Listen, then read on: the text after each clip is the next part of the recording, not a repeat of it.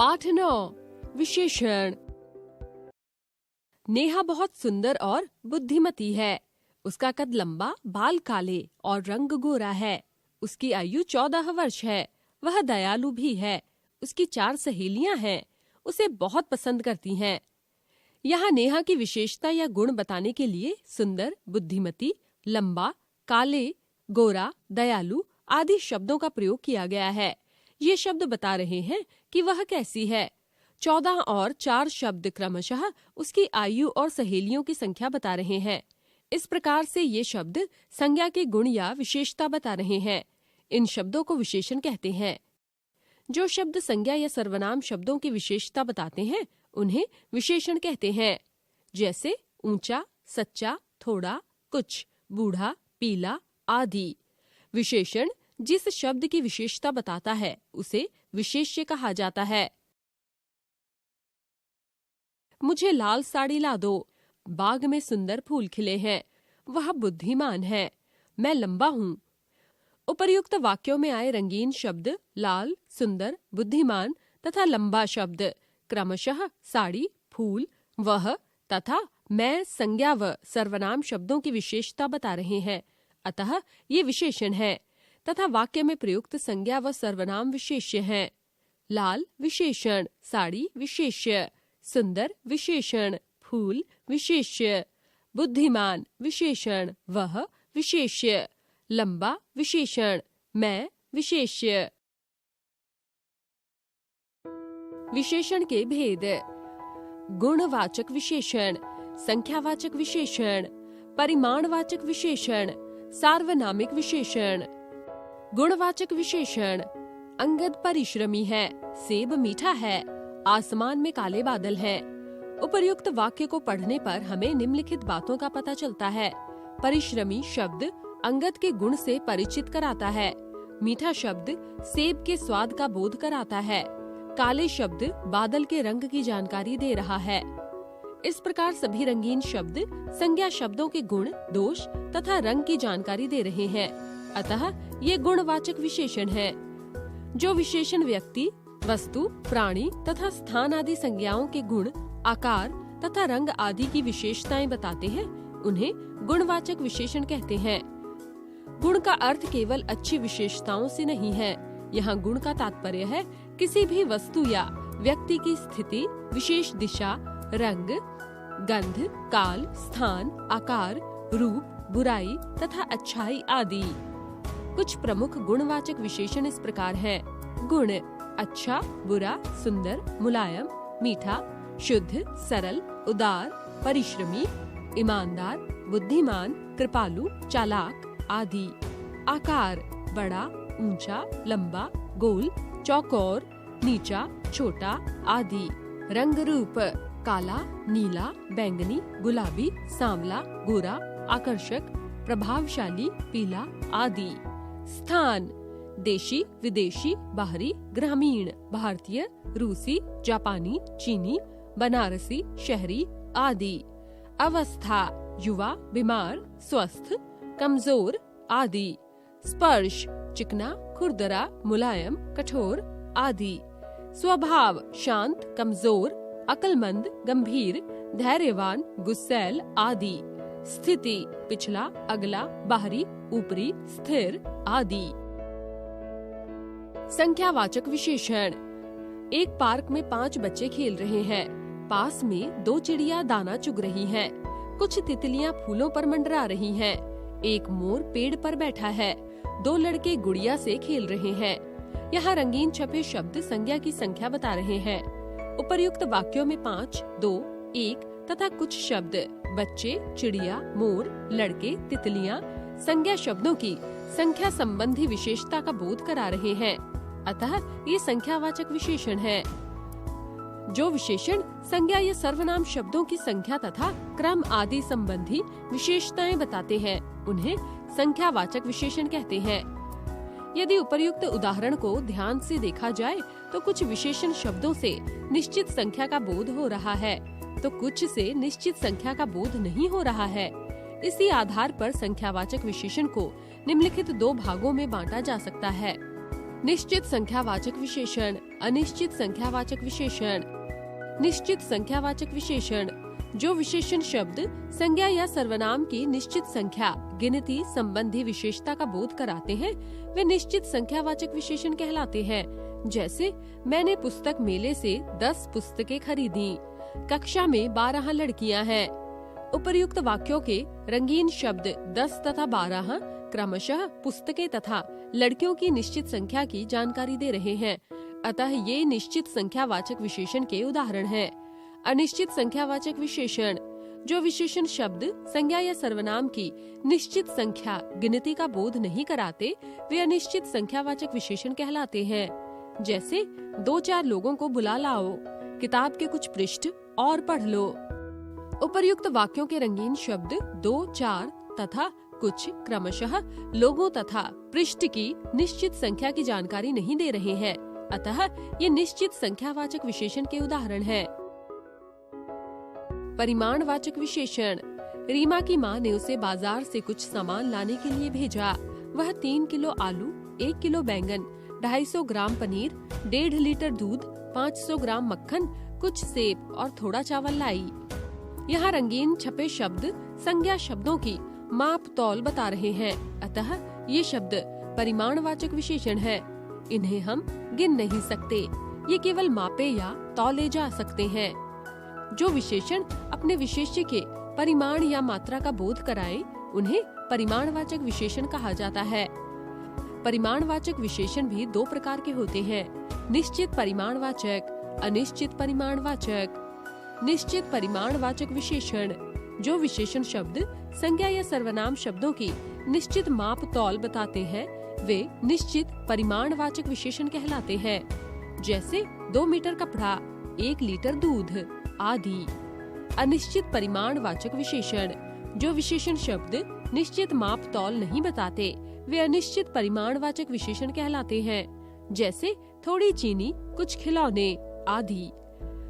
संख्यावाचक विशेषण व परिमाणवाचक विशेषण में अंतर। कुछ वस्तुओं को गिना जा सकता है, जबकि कुछ वस्तुओं को गिनना संभव नहीं होता, अतः उन्हें नापा या तौला जाता है। जिन वस्तुओं की गिनती की जा सकती है, उनकी संख्या का बोध कराने वाले शब्द संख्यावाचक विशेषण कहलाते हैं, तथा जिन वस्तुओं को नापा तौला जाता है, उनका परिमाण बताने वाले शब्द परिमाणवाचक विशेषण कहलाते हैं। अतः संख्यावाचक विशेषण का प्रयोग गणनीय वस्तुओं के लिए होता है, जबकि परिमाणवाचक विशेषण का प्रयोग अगणनीय वस्तुओं के लिए किया जाता है। जैसे रमेश 10 आम खा गया, निश्चित संख्यावाचक। मुझे 5 किलो चावल चाहिए, निश्चित परिमाणवाचक। कुछ पेंसिल बच्चों में बांट दो, अनिश्चित संख्यावाचक। कुछ चावल खाने को दो, अनिश्चित परिमाणवाचक। सार्वनामिक विशेषण यह पुस्तक बहुत मजेदार है, यह घर राहुल का है, वह आदमी बीमार है। यहाँ यह तथा वह सर्वनाम शब्द हैं और वाक्य में ये संज्ञा से पहले आए हैं। ऐसे शब्द सार्वनामिक विशेषण कहलाते हैं। जो सर्वनाम शब्द संज्ञा शब्दों से पहले आकर उनकी विशेषता बताते हैं, वे ही सार्वनामिक विशेषण कहलाते हैं। चूँकि सार्वनामिक विशेषणों में सर्वनाम किसी संज्ञा की ओर संकेत करता है, इसीलिए इसे संकेतवाचक विशेषण भी कहा जाता है। सार्वनामिक विशेषण के भेद। सार्वनामिक विशेषण के निम्नलिखित भेद होते हैं। निश्चयवाचक सार्वनामिक विशेषण। उदाहरण, वह लड़का कहाँ जा रहा है, ये पुस्तकें मेरी हैं। इन वाक्यों में वह और ये निश्चयवाचक सार्वनामिक विशेषण के रूप में प्रयोग किए गए हैं। अनिश्चयवाचक सार्वनामिक विशेषण। उदाहरण, कोई लड़का वहाँ खड़ा है, मुझे कुछ समय चाहिए। इन वाक्यों में कोई और कुछ से विशेष्य के बारे में निश्चित रूप से नहीं कहा जा सकता कि वह कौन है, अतः ये अनिश्चयवाचक सार्वनामिक विशेषण है। प्रश्नवाचक सार्वनामिक विशेषण। उदाहरण, कौन सी किताब आपकी है, आप क्या मीठा खाओगे। इन वाक्यों में प्रयुक्त कौन सी तथा क्या से विशेष्य के बारे में प्रश्न पूछा जा रहा है, अतः ये प्रश्नवाचक सार्वनामिक विशेषण। प्रविशेषण। कालिदास बहुत बुद्धिमान थे, वह अत्यंत वीर है। इन वाक्यों में प्रयुक्त बहुत और अत्यंत ऐसे शब्द हैं जो वाक्य में प्रयुक्त विशेषण शब्दों की भी विशेषता बता रहे हैं। बहुत बुद्धिमान विशेषण की विशेषता बता रहा है। अत्यंत वीर विशेषण की विशेषता बता रहा है। अतः ये दोनों शब्द प्रविशेषण हैं। ऐसे शब्द जो विशेषणों की भी विशेषता बताते हैं प्रविशेषण कहे जाते हैं। सार्वनामिक विशेषण और सर्वनाम में अंतर।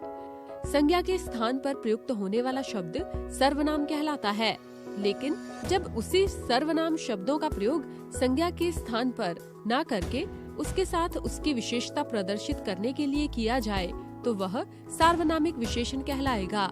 जैसे शब्द सर्वनाम, सार्वनामिक विशेषण। यह कहाँ जा रहा है? यह मेरा घर है। वह पढ़ रहा है। वह कलम मेरी है। किसको बुला रहे हो?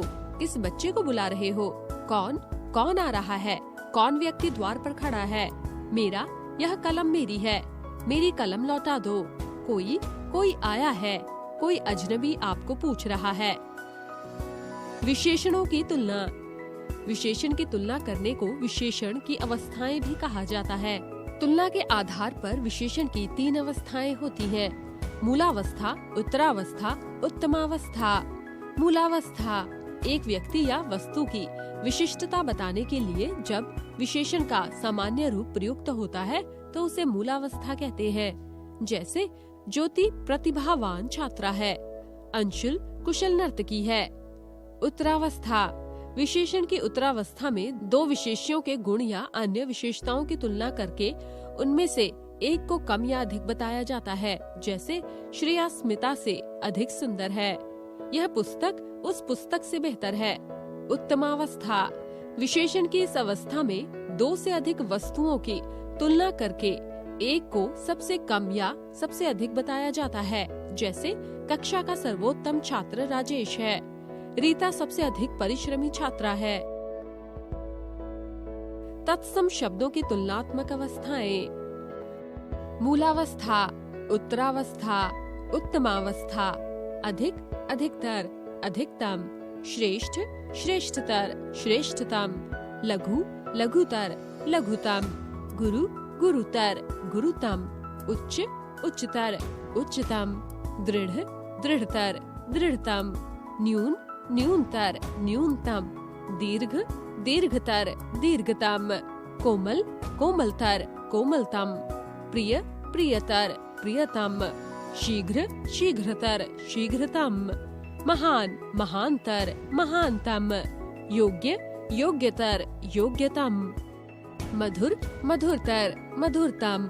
निम्न, निम्नतर, निम्नतम। सुंदर, सुंदरतर, सुंदरतम। महत्, महत्तर, महत्तम। विशेषण की रचना। कुछ विशेषण मूल रूप से विशेषण होते हैं। जैसे वीर, सुंदर, कायर, लंबा, छोटा, मोटा, बड़ा, ऊंचा आदि। कुछ विशेषणों की रचना संज्ञा, सर्वनाम, क्रिया आदि शब्दों में कुछ प्रत्यय जोड़कर की जाती है। विशेषण शब्दों की रचना मुख्य रूप से 5 प्रकार से की जाती है। संज्ञा शब्दों से, सर्वनाम शब्दों से, क्रिया शब्दों से, अव्यय शब्दों से पूर्व उपसर्ग जोड़कर। संज्ञा शब्दों से विशेषणों की रचना। संज्ञा विशेषण। मास, मासिक, दिन, दैनिक। नरक, नारकीय।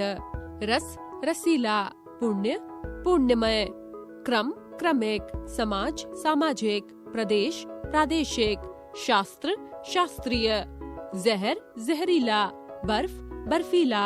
बल, बलशाली। धन, धनवान। हिम, हिमवान। खर्च, खर्चीला। कुल, कुलीन। देह, दैहिक। प्रतिभा, प्रतिभाशाली। यश, यशस्वी।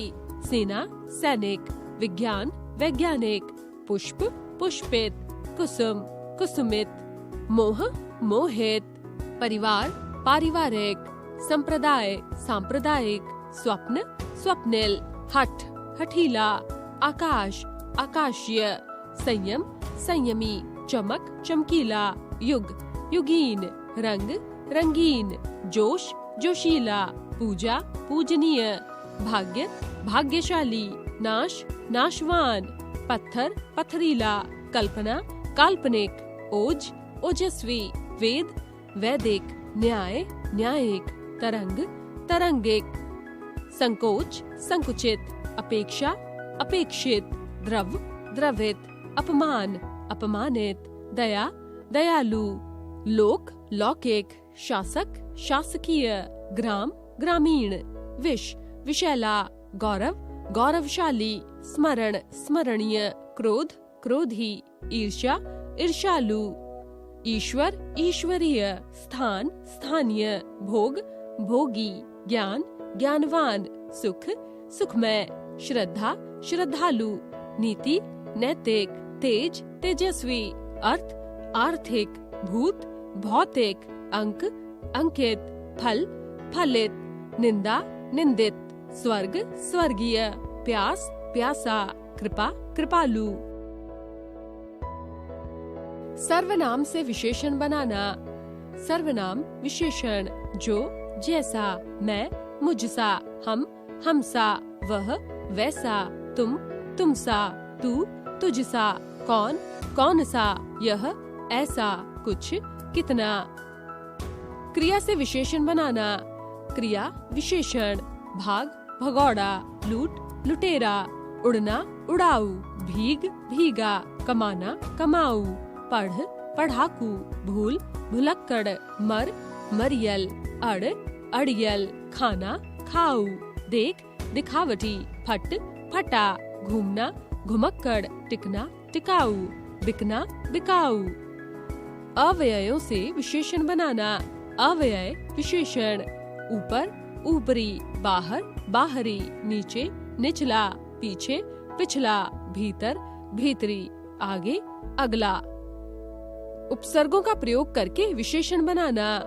मूल शब्द, उपसर्ग युक्त शब्द, जीव, निर्जीव, नाम, बदनाम, दोष, निर्दोष, समझ, नासमझ, जन, सज्जन, गुण, सगुण, धन, निर्धन, भय, निर्भय, बल, सबल, दुर्बल।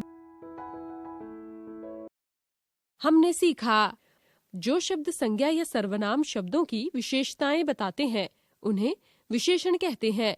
विशेषण जिस शब्द की विशेषता बताता है उसे विशेष्य कहा जाता है।